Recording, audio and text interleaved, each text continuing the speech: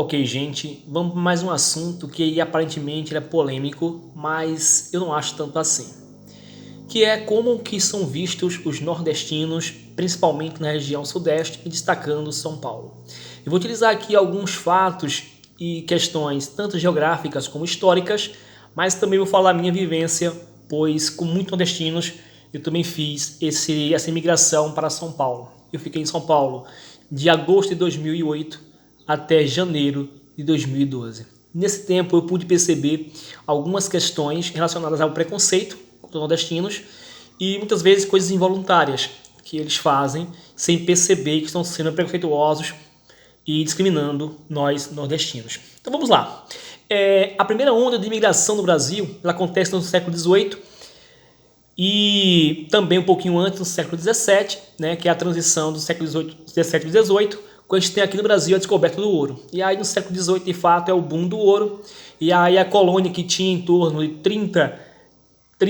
300 mil habitantes passou depois de um tempo para 3 milhões. Lembrando que esses dados eles não englobam a população local originária, que no caso eram os apelidados de índios. Tá certo? Então, dito isso, começou aí o primeiro momento de grande imigração no Brasil. E aí o eixo econômico ele vai sair do Nordeste, que era o eixo econômico até então, aqui com a cana-de-açúcar, com outros produtos também, né? Aqui acontecia a plantação de algodão, também a pecuária e também a produção do fumo. E aí a cachaça também. E aí sai do Nordeste e vai para a região Sudeste. E aí nós temos o surgimento forte do Rio de Janeiro, né, que era o lugar de escoamento da produção de ouro, né, também era onde foi colocada a coroa, colocou lá como capital da colônia, não do Brasil, porque não existia o Brasil em termos geográficos e históricos, mas tinha colônia Brasil. E nós temos também, lá em São Paulo, o surgimento, né, e o florescimento do café e, em Minas Gerais, obviamente, o ouro. Só que o ouro não deu muito tempo. E aí, no final do século XVIII, o ouro já está terminado no Brasil, não tem mais ouro assim em abundância, né? E aí nós temos o surgimento de uma nova dinâmica. E aí, gente, passa-se o século XIX com o café. Aí, no finalzinho do século XIX, nós temos a libertação dos escravos, onde eles são jogados sem direitos. E aí nós temos a imigração, né, europeia, com o propósito, obviamente, de branquear a população e tirar um pouquinho a questão do negro. Vou chegar já no negro, tá certo? Em São Paulo, nordestino e boa parte do nordestino são chamados de baianos. Por quê? Então, assim, a grande onda migratória foi, de fato, dos baianos. Mas nós temos lá muita gente. Outra coisa que eles falam é assim, se você faz algo errado no trânsito, isso é baianada. Então já é um preconceito, segundo um preconceito, para falar sobre baiano.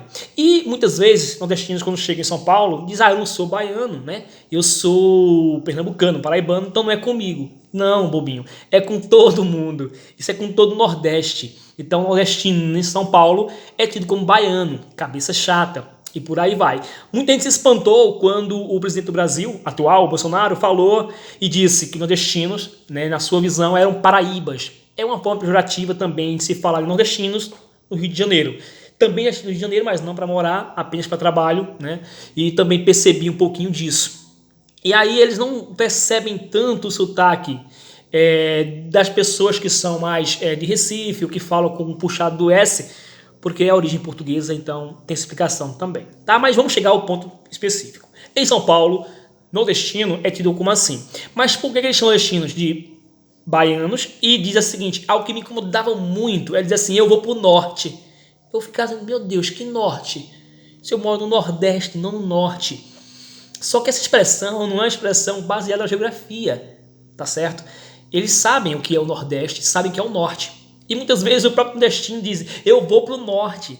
E aí eles utilizam muitas vezes até a própria ignorância do nordestino por não saber de fato a questão geográfica. E eles não, eles fazem já de sacanagem. Então, aí diz, eu vou pro Norte. Não, tu vais pro Nordeste.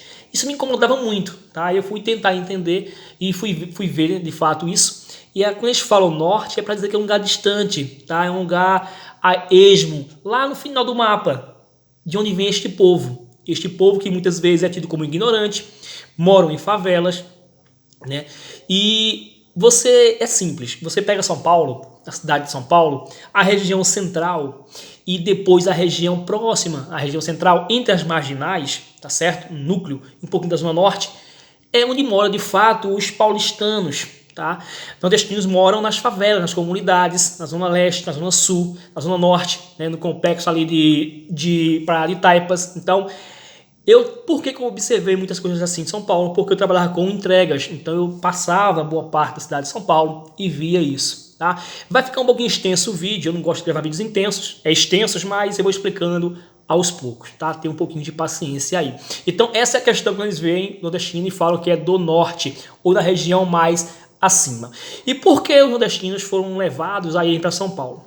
No começo do século XX, nós temos um movimento de greves em São Paulo. A principal greve aconteceu em 1917. Quem encabeçava essas greves eram espanhóis e principalmente italianos, né? Sangue quente, lutavam, falavam. E aí eles debatiam muito, tinham muitas ideias anarquistas. E aí, o que acontece?